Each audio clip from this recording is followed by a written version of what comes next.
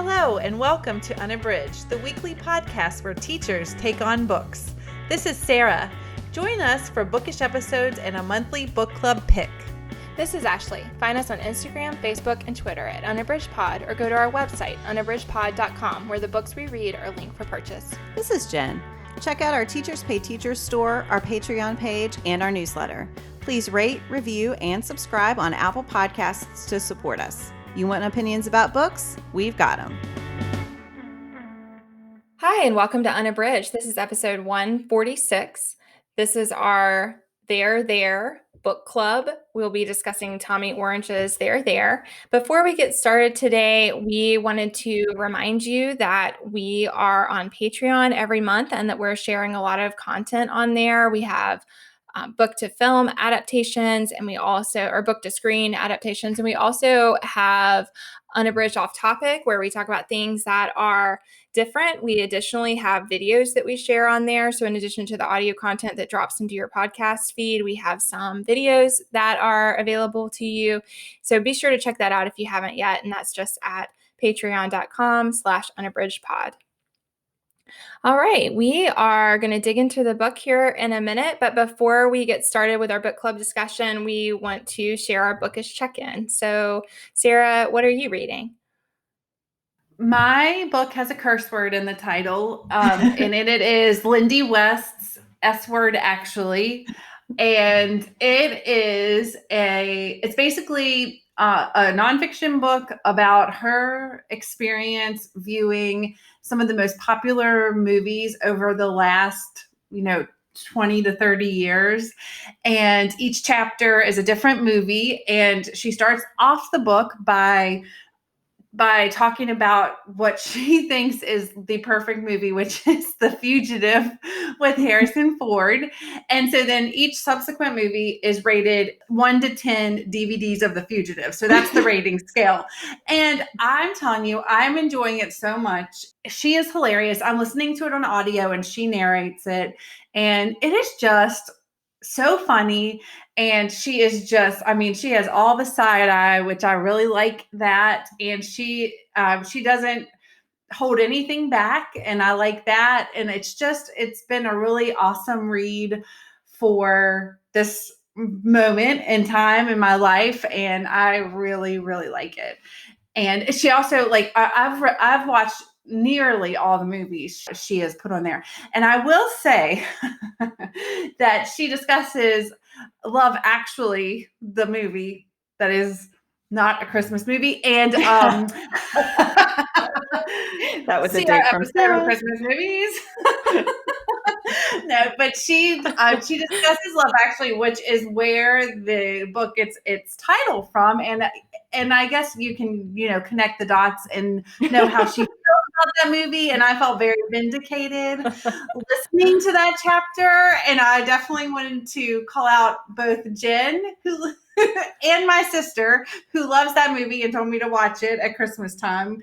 And it was really sad, and I did not like that at all. So I just wanted to say that I'm thoroughly enjoying this book.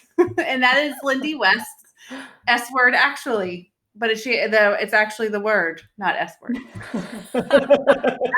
case anyone wondered. We don't want our explicit rating. Explicit rating on our podcast. Or, I don't know if that constitutes an explicit rating. I debated that too. I was like, do we have to mark it if we say that one? I'm not sure. But yes, for podcast listeners, first of all, Jen and Sara had a rather heated debate about what constitutes a holiday movie that we will link in our show notes. And so that was what Sara was not subtly referencing there. And also, we, as a podcast, we have to mark things with an E for explicit. And so we have been learning to navigate that as well. So that's why Sara is very carefully bleeping out part of the title there. So that sounds great, Sara. I love Lindy West. So I think even if it's just her commentary on the pop cultural aspects and just just how the movies that, you have this nostalgia for don't hold up, and that there's all this misogyny, and especially the way women, she really, she's a proclaimed feminist, and she is kind of working through that in the book about what these movies that were beloved early in life, like the one that I just listened to recently, she talks about Reality Bites. And I mean, and how like you love this movie, but you watch it back as this grown person and you're like, these people are the worst. And like Troy is the worst. And I remember my sister and I loving that movie. So it's just, there's a lot of nostalgia, which I love, but there's also a lot of really good commentary on pop culture and just the depiction of people of color and women and Black people and all, it's just a really good commentary on pop culture. And I think she's hilarious. So I really like it. I really enjoyed it too. I was like, it's amazing. It's amazing that I can still enjoy it, even though she is absolutely trashing some movies that I love. And I think I still love them, but also everything she says is right. So, well, I mean, it's really funny because some of the time she's talking about these movies and she's pretty much trashing them. And then at the end, she's like, but I love it. And it's 8 out of 10 DVDs of The Fugitive or whatever. So, I mean, so she is admittedly like not loving what these movies have in them, but she also still loves them as a thing from her past. Yeah. Yeah, that sounds great. And that is on Libro FM for the ALC program for September. And I had not been in there until we're recording this a little bit in advance of our October book club. And I hadn't been in there, but it's, we're well into September now. And I mean, they have some great stuff in there this month. So when I got in there, I was so excited to see some of the choices there, but I did not download that one yet. So I may go back and do that one as well. Cause I do love her. And I wasn't sure because of the pop culture part, but I also think it's what you were saying, Sarah, about her voice and the command of language and just how much fun it is I think she is so clever at being able to both examine the thing and also embrace her emotions about the thing. And I think that's really awesome. So cool. Jen, what about you? What are you reading? So I'm reading an e-galley from NetGalley. This one comes out October 6th. And this one is by Julie C. Dow, and it is Broken Wish. So it's the first in a planned quadrilogy, and other authors are going to take up the next 3 books. So it's going to be, Dow is writing the book 1, and then it's Danielle Clayton, Jennifer Cervantes, and L.L. McKinney. And these are about witches and witchcraft and a family with a curse, and it studies the family over 4 generations. So in this first book, like the Grimms are characters in the book, sort of secondary characters. So there's this fairy tale feel, and it opens with this couple in a cottage in Germany in the 1800s who desperately want a child but can't have one. And the wife befriends the woman on the hill who everyone in the village thinks is a witch, and she doesn't believe she is. But then the woman gives her this tonic so that she can have a baby, and she just has to promise that she will continue to go to her house for a snack and like maintain their friendship. And her husband, who has some issues with being an outcast, does not want her to do that. So she breaks her promise, thus bringing on the curse. So it's great. It's YA. It is very readable. I'm maybe a quarter of the way in, and I'm just really wrapped up in it. So it starts with a couple, and then now their daughter, Elva, is 16, and she is the focus of the plot. And it's really fun. So we'll see where it goes. But I love a fairy tale retelling, and this one's just inspired by all of these fairy tales sort of wrapped into one. So I really like it. That sounds great. And man, what a great lineup of authors. Yes. That's awesome. That was one of the things that really swayed me, because I've been wanting to read Dow, and I have some of her books on my list, but some of the others I just love. So, yeah. I love books about witches too. I just think I like both those, the fairy tale retellings and also witchcraft. So that's great, man. Yeah. Ashley, what are you reading? So the one that I am going to share, I was torn. I listed 2 things on the doc because the one that I want to share is actually a horror book, and I posted it on Instagram. And then it's funny because you say things like I posted just to say how I'm loving this book, but it's really outside of my genre, and that's true. And then a lot of people replied and were like, oh, I'm definitely going to check that one out. And maybe they were just, commenting, as commenters do. But I also felt like I needed to say, I wish I had said in my post, it is really disturbing. I mean, there are parts that are really disturbing. So then I hesitated to share it, but I really am loving it. So it's Stephen Graham Jones, and I'm listening to the audio, and the title is The Only Good Indians. And he is just a phenomenal storyteller. But like I said, the genre is horror. And I did not know that when I started it. I just had seen posts about it and I was reading there and loving it. And so I was really interested in more books that talked about Native culture. And so that was why I started it. And then as I got into it, there's this really great sort of mythology that's happening. And there's this revenge narrative. And all of that stuff is going on for the character. And then things got more and more, events happened. And somewhere along the way, I saw it on Goodreads or something with the genre right, next to it. And I mean, it is not like, there are parts that are disturbing. So there was a scene that is really vivid to me, but I think what is and I mean, I am still all here for the story. I mean, because I think what's so interesting is it's looking at the examination of culture and traditions and what happens when we kind of break from those traditions. And so there is this like revenge thriller narrative part, but then there's also this just really interesting examination of people and like what makes up a person and how they understand their identity and how that connects. And then part of the revenge stuff, it's also like a psychological thing where the character that you're following, you're wondering about the credibility of what the character is sharing. And so I'm always interested in that as well. So again, I mean, I am loving it, but I did worry after I shared my post, I wanted to go back and edit and be like, please note that, it has that genre for a reason. And even though I think it is not a story that is just gory for the sake of gore, there are a few scenes that are disturbing. And I think that's part of what makes the book resonate so much. So again, that's Stephen Graham Jones's The Only Good Indians. And I'm listening to that one on Libro FM, and the narration is great. I really want to read that one. I have that one waiting on my shelf as well. And I read his book Mongrels, which is a modern werewolf story, and it was excellent. I think he's very talented. That's what I would read more by him for sure, because I just think he's such a great storyteller. I mean, his narration is really great. And just like that examination of the internal parts of a character, I think is really rich. So, I mean, yeah, I'm really enjoying it, but it is definitely well outside my normal genre range. So it's been interesting to dip into that. But okay, so we are going to, we're on video here, and I could tell by them we're like, what's Ashley going to do next? So we're going to dive into a discussion of Tommy Orange's There. And my co-host just kindly helped me realize that I did not write a summary. So I'm just going to share what it is about. So this is a fascinating examination of a lot of different characters who are moving toward a central event. And you're seeing a lot of them, their perspectives.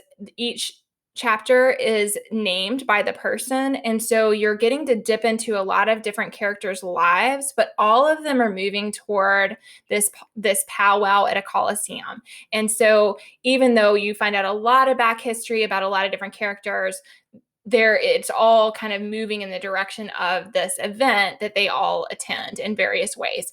And so it's a fascinating story because as you're reading, you're becoming more aware of the connection between the different characters. And we're going to dive into that. So there will definitely be some spoilers as we talk, because some of the things we find out about the characters are big revelations about how they relate to each other as you're reading. But I mean, I think, yeah, that might be a sort of all over the place summary, but ladies, would y'all say that's basically? I think that was pretty good. Yeah. All right. I thought so too.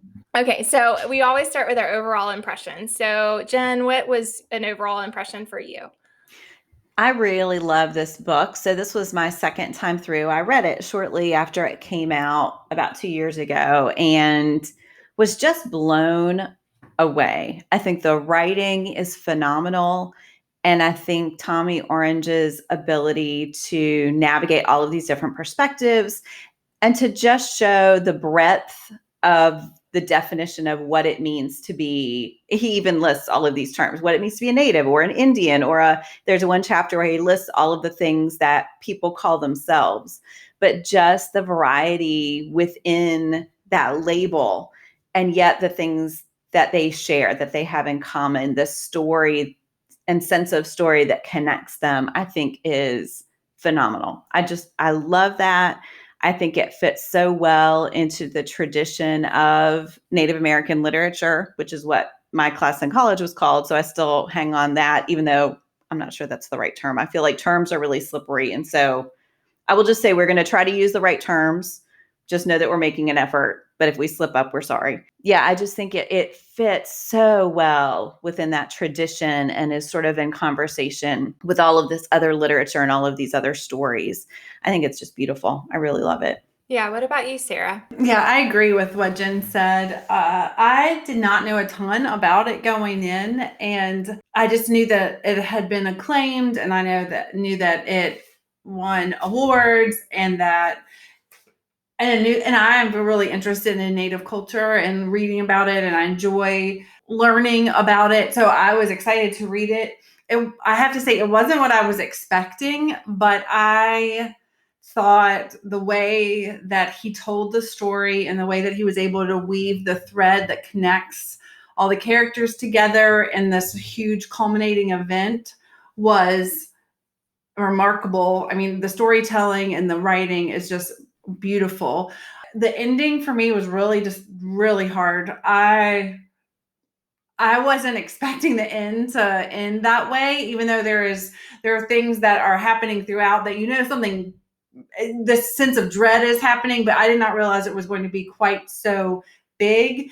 And that for me was really difficult. And it's difficult for me to read a book right now where I am in my own mental health, to read a book that is just, it was quite dark. I didn't feel like there was a lot of hope at the end, and that was difficult for me, but I'm really glad I read it. I probably wouldn't read it again just because I thought it was really difficult, and I just thought, I just really felt for the characters, and I felt like even though there were not a lot of pages devoted to each character, I felt like you knew them very well, and I think it's because he was able to knit them all together and have that thread that they all had in common. And so I thought the end was tough for me. Yeah. What about you, Ashley?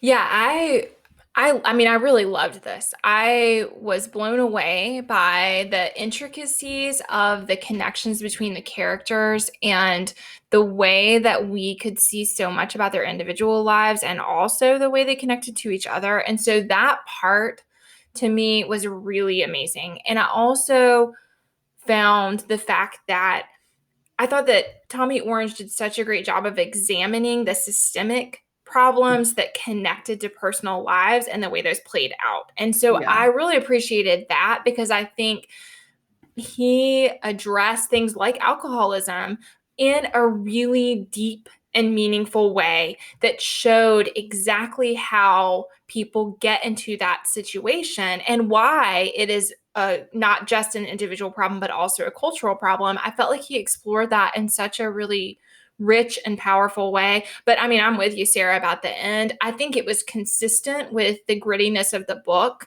the way that everything came together.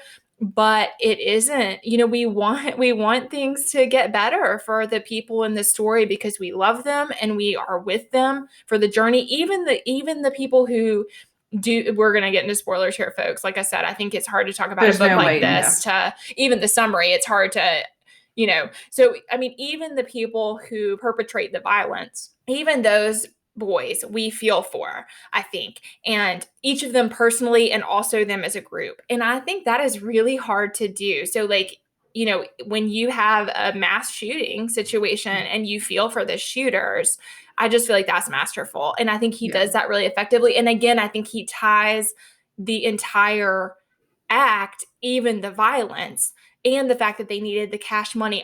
All of that stuff, he ties all of that back to these systemic problems that exist for the Native population in America because of the oppression that they have faced for hundreds of years. I think that's mastery. I mean, I just feel like that is masterful for a writer to be able to do that. And so, yeah, I was really blown away. And I mean, like you said, Sarah, I had heard great things about it. And it's not that I didn't think it would be good, but I don't think I was expecting the level of skill, both with the depiction of each individual character, but also at that intersection of the cultural things and the commentary on culture, and then connecting that to this very masterfully done storyline. I think it's hard to do both well, to analyze these philosophical things, but also tell a really compelling story and have it all weave together. And I think he does both those things really well, that the plot really meshes, and also it's this really in-depth analysis of character.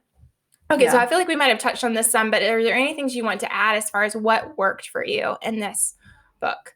The first time through, I was very focused on those threads, on how does this character relate to this character? And I think that is brilliant. But the second time through, what caught my attention were those chapters. One's called an interlude. I can't remember if they're all named.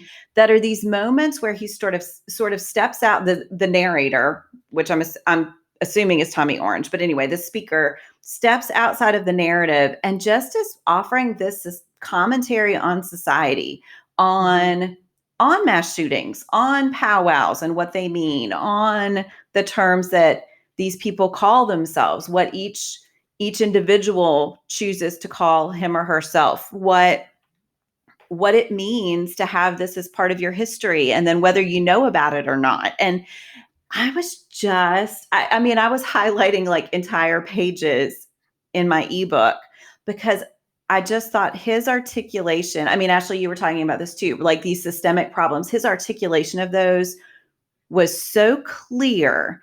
And so I just don't know how anyone could read it and not be completely convinced, because he explains it so clearly. That just really worked for me this time. So all the things that worked for me the first time were still there, and I still admired them, but they, for me, faded into the background a little bit in favor of these other moments that really stood out to me on a reread. I want to reiterate what you said, Ashley, about like this is a really compelling story. I mean, it's like this deep character study, but also this really compelling story. And there is this buildup of tension, like narrative tension, that is leading to the powwow. And then the way that he chops up the chapters at the end, and it's switching from character to character, so you see everybody's perspective. I mean, I thought that was brilliant. Some of his narrative choices I just thought were so interesting, like the Thomas Frank chapter that's told all in second person. I mean, I just thought, I could see, like, if I were teaching high school, some really excellent passages that you could use and talk about narrative choice and like why he does what he does throughout. So, I mean, I think, like I said, I think it is brilliant. I think that I would read another book by him in a second. I think his writing is just a masterpiece. Yeah. So I just wanted to reiterate some of that, but like the narrative choices were really interesting to me. And as an English teacher, that's always in the back of my mind when I'm reading, and the way that he hops in timelines, like from to past to present to past, I think. And I will say a couple of times I was like, wait a minute, like I had to like reorient myself into like where we were in time, because sometimes I needed to think through the fact that we were not in the present. But it was just really like a master class in like what you can do in a narrative. Yeah. I'll be shocked if this isn't anthologized, because I think so many of course, there's that narrative build over the whole thing, but I also think that individual chapters could stand on their own. Yeah, I do too. I mean, that's what I'll get into that with Pairings, but it really reminded me of books I've read that are a series of short stories that fit together into a narrative thread. There's a lot of that here, even though it reads as a novel. But yeah, I agree about the standalone components. Yeah. And I think just to echo what you said, Jen, that I loved just even from the prologue, and when he talks about the Indian head, for example, and then comes back to that with the characters. I just think like those kinds of things were really insightful. And it's those little moments. Like I was looking back at the part where Opal is talking and she sees the man down the street with the dog, and she talks about the cycle of abuse and how she sees the dog flinch. So it's on 170 that she says, the dog flinches at the sound of its name coming out of this man's mouth. It cowers and turns around and then scurries off toward the voice. The poor dog was probably just trying to spread the weight of its own abuse. There was no mistaking that flinch. And so it's that idea that, because right before the dog had been really violent. And it's just that idea that I think he does that so masterfully. There's a ton of symbolism that I think is really powerful throughout the book, and not too heavy-handed to feel overt, but is consistent enough, powerful enough to really get the reader's attention. And then those small moments like that, like her insight about seeing the dog and knowing that it is within this cycle of abuse. I think that stuff is just really rich and hard to do when you're moving from character to character to character, and yet he manages to do it, which I think is really amazing. Okay, we normally talk also about what didn't work for us. So do you have some thoughts about that? Sarah, I haven't been doing a good job of rotating. Sarah, do you want to start us off this time? I think you shared a little bit about the ending. I don't know if that's... Yeah, I mean, I really wouldn't say, it wasn't that I thought that the ending didn't work. I just thought that it was really difficult for me to read. Yeah. And the only other thing is, and again, this is not a criticism of his work. It's not that it didn't work for me, but at times, like with the timeline, I had to really hone in on what timeline we were in, because there's not a clear indication of when we're going, like it's not in chapters, when we're going back in time and then in present. So a couple of times in certain chapters that was a little disorienting for me, but that's probably me as a reader. It has nothing to do with Tommy Orange or his work, but those are not things that didn't work. They're just things that made me have to work to be a better reader. Yeah, that's what, there were times where I wanted a map of the characters. Like I took copious notes knowing that we were going to discuss, but if I hadn't done that, it took a long time to see some of those threads. But it's exactly what I said in the summary, that if you had known those things at the beginning, they wouldn't have had the impact they did when the revelation came. So I know why it's not there, but sometimes it was hard. It's same as you were saying about the timeline, that it was hard to trace that sometimes between the people. It took a long time sometimes for me to sort out how they connected. Jen, what about you? Was there something that you didn't work for you? I don't want to say it didn't work. I will say, again, on the reread, some of the threads and the connections felt a little forced. I don't know. There was just something about them that on the reread, I thought, I don't know that every single connection had to be there. There were a couple that it didn't add to the story. It didn't affect a character. So, and I'm a sucker for that. So the first time through, those zings of recognition, I was like, ooh, I saw another one. The second time through, I didn't feel like I needed that as much. And so a couple of them, I was like, okay, we get it. Like, you're really brilliant. You plotted it out. It's really smart. And so again, that's not a criticism. And I think I wouldn't have ever thought that if I'd only read it once, but because I reread it, I always read differently the second time through. And so that was just, my reaction was different this time. How about you, Ashley? Yeah, I mean, I'm having trouble thinking of something specific. I struggled with the end as well, and felt both like it was perfect and also like I didn't want it to be that way. And I think that's intentional. And so I can't say that it didn't work, because I felt like that was the intended feeling that the reader should have. But I did feel that way, that it was both perfect in its ambiguity, perfect in its somewhat desperate hopefulness, and also not satisfying, because you want things to be better for them and you want everything to work out, and you don't know the concrete reality for these characters that, again, like I said before, that you really care for. So, I mean, I think that's probably what I spent the most time reflecting on, was how all of that worked out for them, and wanting to prevent any one of the things that led to the moment where they got there. Yeah. Also, like wanting the shooters to be successful. I mean, I think like you want that kind of heist situation to just play out okay, and for them to get the money. And then when they turn on each other, that, I did not anticipate that. I think he did a good job foreshadowing it. I feel like there was some really nice stuff packed in there, and that moment of tension I thought was strangely like where Octavio says something and it's clear that he really burned. I can't remember if it was Carlos Charles. I can't Charles.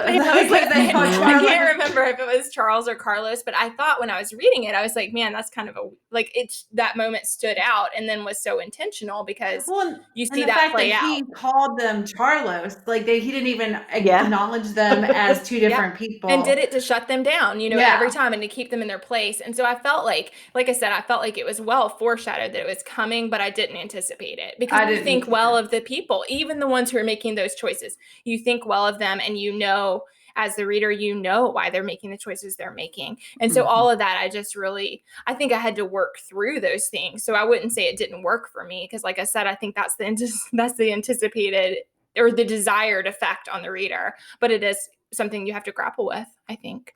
Yeah, I mean, I think that is what is so masterful about the book, and you touched on that before, Ashley, too, is just knowing the shooters and knowing like their backstory. It kind of reminded me of like Khalil and Devontae in The Hate U Give, because especially Devontae, because that he is doing something that could get him in trouble, and that he is answering to these people who make bad choices, but you also see why he's doing that thing, and why it feels like it's his only choice. And that's how I felt, especially like with Carlos and Charles, not as much, but like with Calvin and Tony and Octavio, even, they are victims of a systemic situation that has occurred since they were very little, and all the things that they've witnessed and all of the death that has surrounded them. I mean, it's heartbreaking.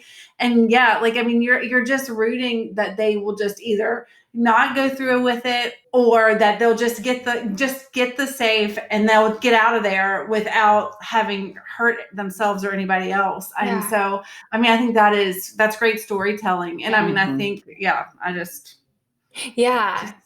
mean, and even Daniel, like the whole part with Octavio and Daniel, I thought was really, really rich, and how he finds this way. He loses his brother. He's trying to get the money. He finds this way to make these guns.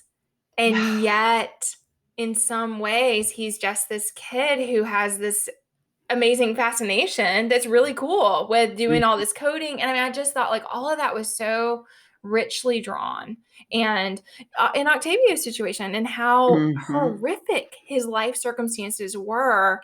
Yeah. So I felt like all of that was just, Tony's one of my favorites. I absolutely love Tony. I think what a great character. And the fact that he does it, like, and then in that moment when at the end or toward the end of the powwow, when he decides not to go through with it, like he stops and starts walking away. And it's like you both are like, he's making this decision, but then it's like the catalyst that starts the shooting. You know what I mean? Like, it's just all these like you think he's making the right decision, but then that's the thing that leads to, like, they wouldn't have turned on him like they did Octavio. Yeah. Right. Yeah. And I mean, I think I just I reread that whole ending because I think it's so interesting because in some ways Tony is not nearly as major of a character as some of the others who are they're more interwoven with each other. We're more wrapped up in their family story, and he is outside of all of that, but he is the one at the end that we're seeing and that we're watching that scenario. And like that whole, it'll make me sad, but like that whole part at the end where he's remembering being a kid. I mean, I just think, it was great. I mean, that whole scene, that's why I said it was just really hard. It's really painful to read. Well, and to end there, because I think that was an interesting choice because Orange could have ended with that door swinging and the idea that we are hoping and reasonably hoping to hear good news from the doctor. And so again, ambiguous, but there's some hope there. And instead we end with the scene with Tony and we have to reconcile that. We have to work through that moment and seeing him outside of time. I mean, I just think like all of that was just really remarkable. And this idea that like, I mean, exactly what like that he is a savior, that he does save people, and that, he had that when he was the kid, and then it comes back around to that moment. I mean, man, that stuff was really masterful. Did you all have the interview with Tommy Orange after your text? My ebook had that. No. He is writing mine didn't. He's writing a follow-up to this book. So interesting. I will be reading that for sure. Yeah. And I'll be interested to see how he deals with the ambiguity. Yeah, I'll be nervous. So I will definitely read it, but I'll be nervous to see what direction he chooses. Yeah, that's interesting. Mm-hmm. So we always also share a quote. So Sarah, would you like to share the quote you selected? I picked two, and the theme of Unabridged, where we're only supposed to do one, I put two down, but I am going to just read one. It's just so hard. I mean, this book was, I wanted to put like 10 quotes because I just thought there were so many. I don't know.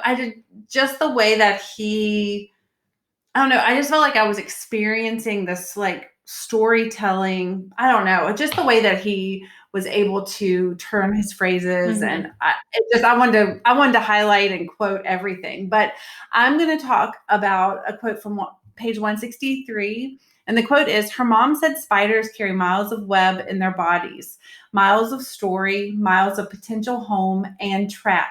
She said that is what we are, home and trap." This is a quote that Opal is talking about when her mom used to say to her about spiders. And there's this thread about spiders and like these legs, and it's kind of like supernatural. And I just thought it was really interesting. But then this Opal and Jackie's mom basically always told them never to kill spiders. And then she said this quote to them. And I just thought it was really interesting. And I never thought, I don't really like spiders, but then when I read that, it just really made you think like, wow, it is like remarkable what they can do. And I also thought it was really a poignant quote that in relationship to what Jackie and Opal experienced and the kind of relationship, they love their mom, but it was also fraught. There were things that happened that were horrific, and she made choices that were not great for them. And it just really stood out to me when I read it. So that's why I chose it. Yeah, that's a great one. And yeah, I agree about the perspective on spiders and just looking at them in a different way as being an important part of nature and a really miraculous creature. Jen, what about you? What's your quote? I've got to figure out how much of mine to share, because this is one of those that went on for pages, but this is from one of those chapters I was talking about. Starts on page 137. This is the thing. If you have the option to not think about or even consider history, whether you learned it right or not, or whether it even deserves consideration, that's how you know you're on board the ship that serves hors d'oeuvres and fluffs your pillows, while others are out at sea, swimming or drowning or clinging to little inflatable rafts that they have to take turns keeping inflated. People short of breath who've never even heard of the words hors d'oeuvres or fluff. Then someone from up on the yacht says, "It's too bad those people down there are lazy and not as smart and able as we are up here. We who have built these strong, large, stylish boats ourselves, we who float the seven seas like kings." And then someone else on board says something like, "But your father gave you this yacht, and these are his servants who brought the hors d'oeuvres."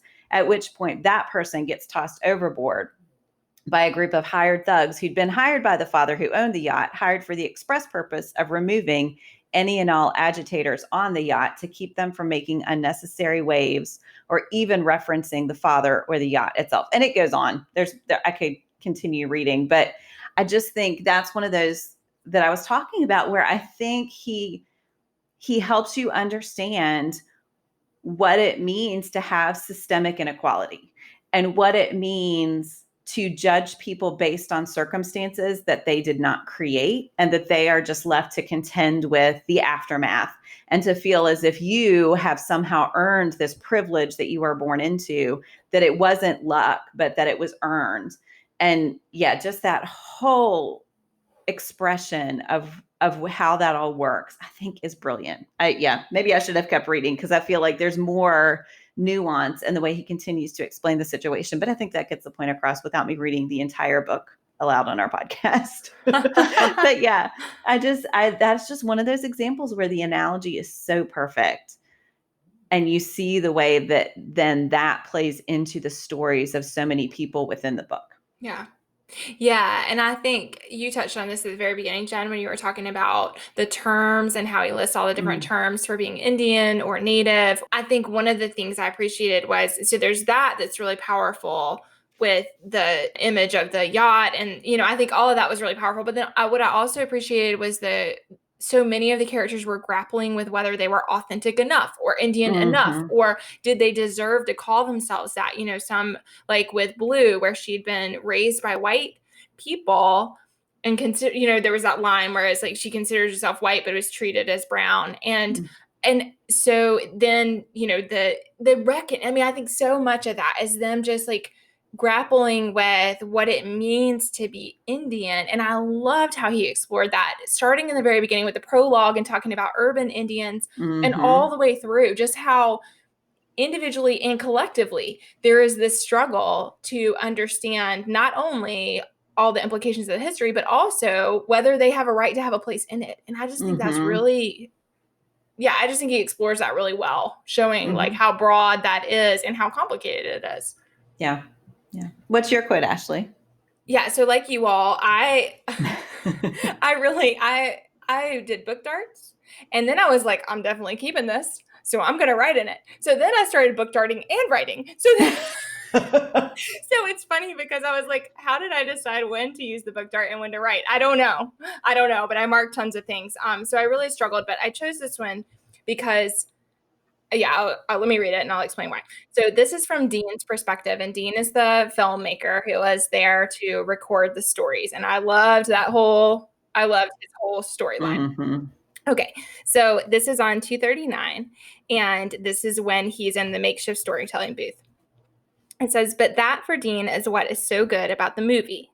And he's talking about two films, Pi and Requiem for a Dream. And he's talking about how they both use the Bolex recorder and how that impacted the film. Okay, so that's the context here. And then he says how, and this one also has a curse word about Requiem for a Dream, but he's basically like saying it's like weird to say that that's your favorite movie because it's such a messed up movie, but he loves it because, and this is what he says, but for Dean, that is what's so good about the movie. Aesthetically, it's rich, so you enjoy the experience, but you don't exactly come away from the film glad that you watched it, and yet you wouldn't have it any other way. Dean believes this kind of realness is something his uncle would have appreciated. This unflinching stare into the void of addiction and depravity. This is the kind of thing only a camera can keep its eye wide open for. And I chose that one because there were a bazillion quotes that I absolutely loved, but I think that's what Tommy Orange does. That's why I chose it, because I feel like to me, this book is that he finds a way to just open wide this ability to examine this situation that is very painful to look at. And yet he finds a way through these characters to look at it and explore it and not simplify and not demean, and yet to show all of it. And I picked it because I felt like it was kind of a meta. I don't know that he, as a writer, I don't know if he would trust that he could accomplish that in his own work. But to me, he did do that, So I picked it just because I felt like I love Dean's story all the way through. And I love that idea of the story having the right to be told. And like, that's enough. Like, we should pay people. I loved his quote much earlier about that stories are invaluable, but we should pay the storyteller. I just think like that idea that like people's story, and that part with Calvin where he's like, sometimes the fact that there's no story is, I'm paraphrasing here, but he's like, sometimes the fact there's no story is the story. And I think that whole part gave Orange as the writer a chance to explore the importance of telling the stories. And so, I just loved it. Okay, we're going to move into We're all nodding. I could talk about this book for a long time. We're going to move into our pairings. And so let's talk about pairings. And Jen, do you want to share yours? Sure. I really struggled with this because there were a lot of books that came into my mind, but I chose one that I read really recently. And I just think these two books echo each other beautifully. This is Akwaeke Amaze's The Death of Vivek Oji, and I just finished that this week. I did this as part of a buddy read with our favorite at Read with Tony.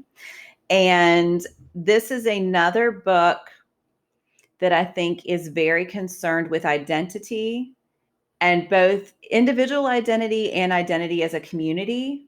And it's another book that looks at a situation in a place from a multitude of perspectives, and that is really using point of view as a way to sort of examine things from all sides.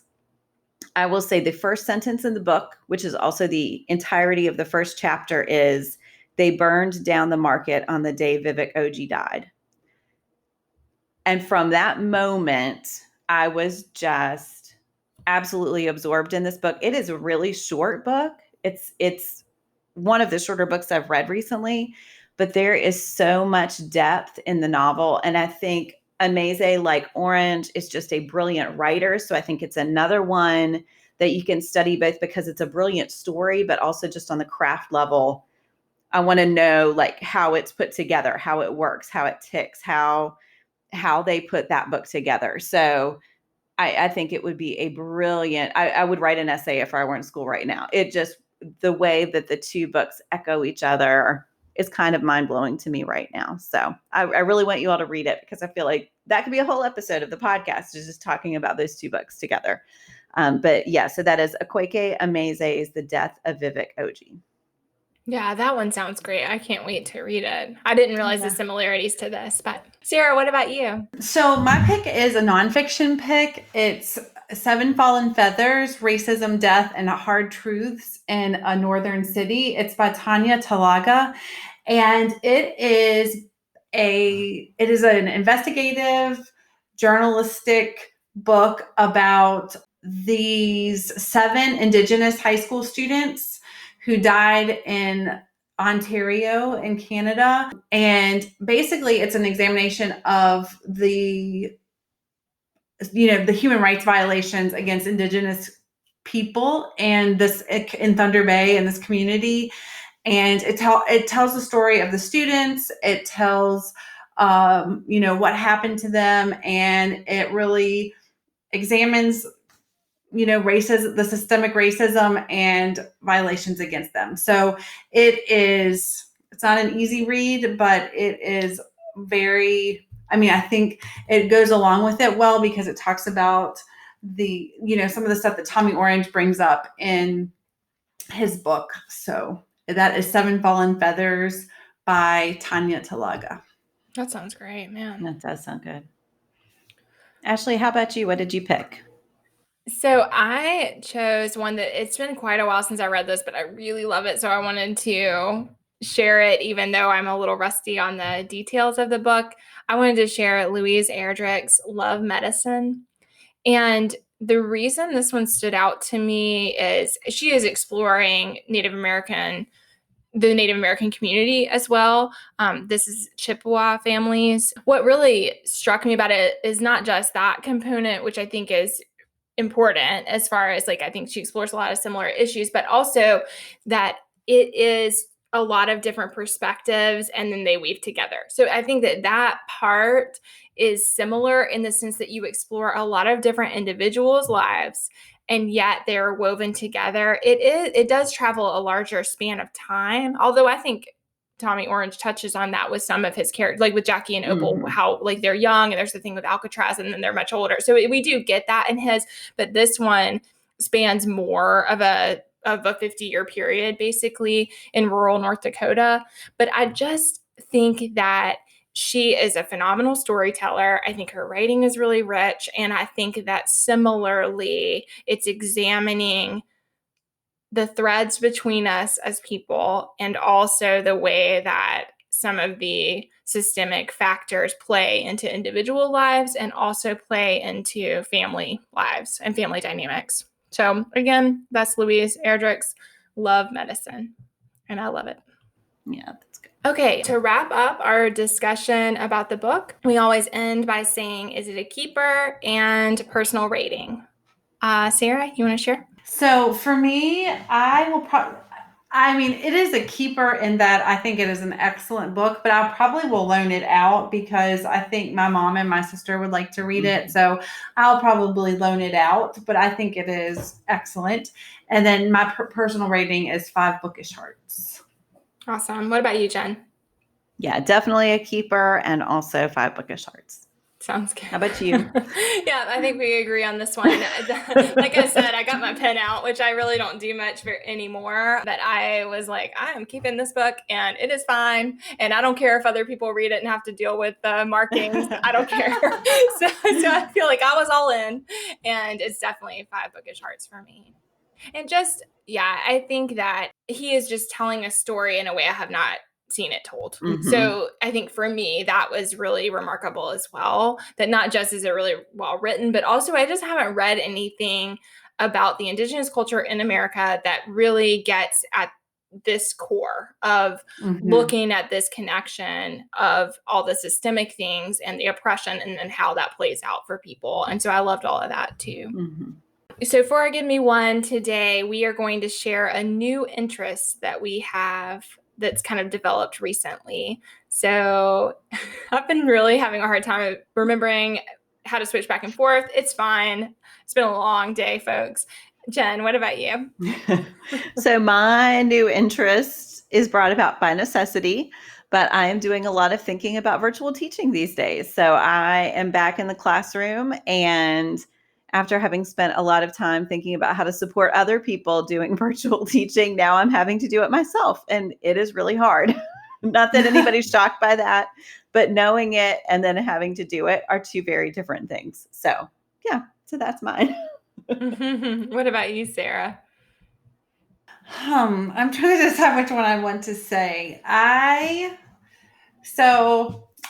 going to go with, we got a brand new puppy. I have put her on Instagram stories, but we have a new puppy. And if you know me in real life, I'm not exactly an animal person. don't have any ill will, but I just am not a person that is like really into animals. But I mean, I'm definitely into our dog. And so it is, like, I feel it's just new because I normally am not like down in like dog spaces and things, but it's kind of like I'm all about it, and I just love her to death. So it's been really fun to have her and to have that new interest and experience and having that with my kids, and this is their first pet. So it's been really fun, and I just love her to death. So that's what mine is. So sweet.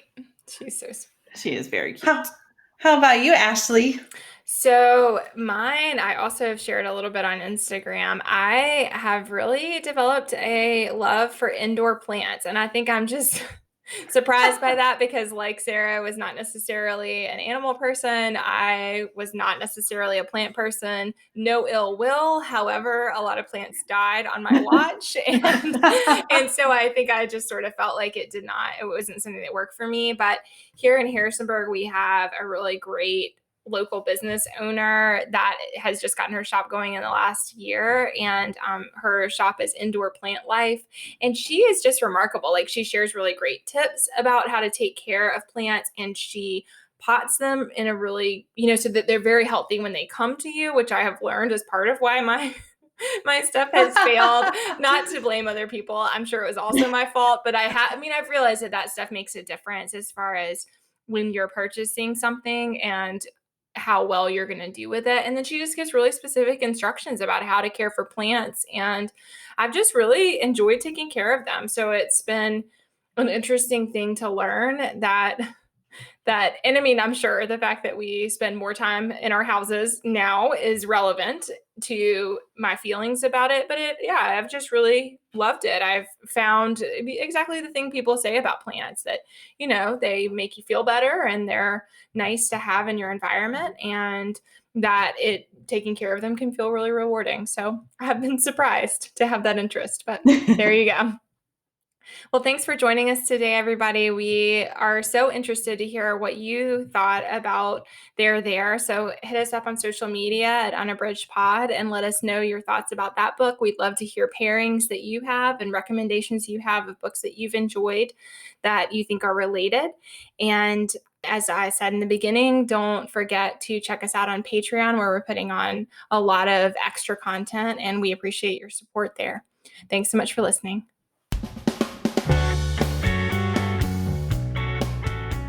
Do you have comments or opinions about what you heard today? We'd love to hear them. You can find us on Instagram, Facebook, and Twitter at Unabridged Pod, or on the web at unabridgedpod.com for a list of ways to support us. We'd like to thank Jared Featherstone, who composed our theme music, Strings of Light, and Katie Amy of Amy Photography, our podcast photographer. Thanks for listening to Unabridged.